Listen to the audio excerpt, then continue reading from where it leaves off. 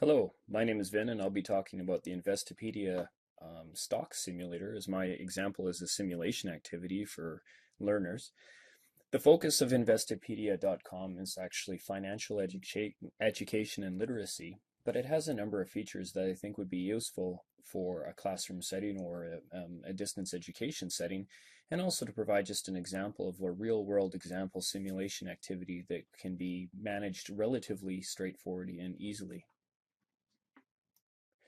To begin with, what we're going to do is take a look at the stock simulator, which is in the upper right-hand corner here. Now, to participate in this activity, you'll need to register with your email address and create a password. Other than that, it's relatively straightforward. I've already loaded my account up here, which is on this tab. And you can see my name, my investor profile, how long I've been a member, and my account value and my rank within the Canadian rankings, and some of my game activity and my percentage or the value of my portfolio over time. You can see that I've actually been doing quite well and then had a rather poor stretch there. Now, in order to do this, you'll need to set up a game. So I'm going to take a look over here and we can take a look at the games that I'm participating in. And it's the Canadian game and the MDDE 610 game.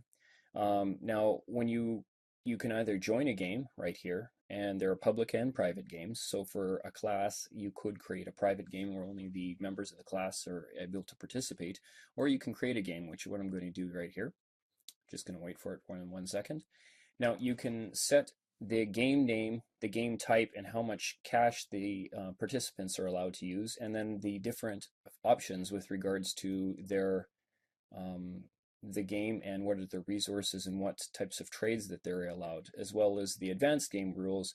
And there's quite a lot of manageability here and ways to fine tune what you would like.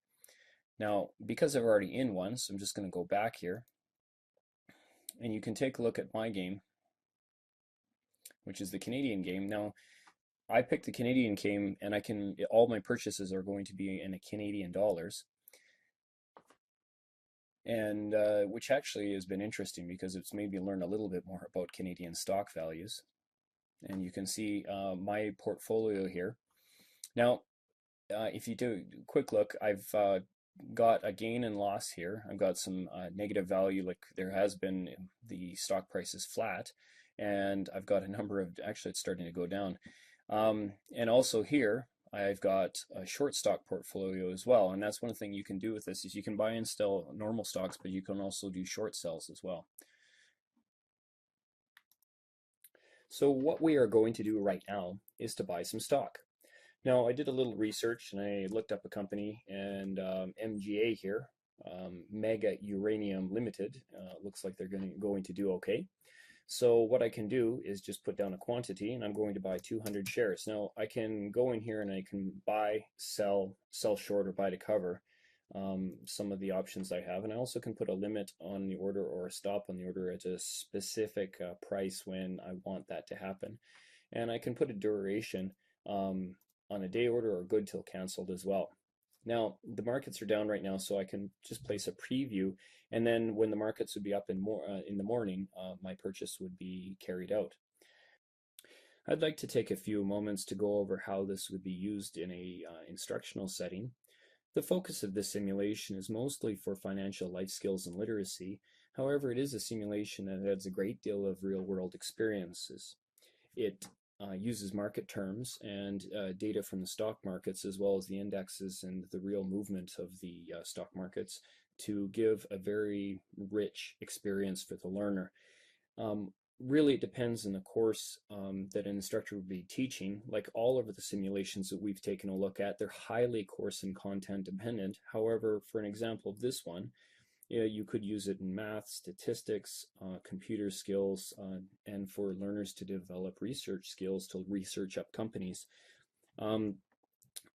It's just one sample of many that we've found. However, this one actually is very good because it has a huge number of tutorials and videos that can act as support material for an instructor, so they don't need to develop additional materials. Just a note to Bates's sections analysis. There's this simulation is very easy to use. There's no cost involved. Its the teaching and learning is dependent on the course that it's set up for.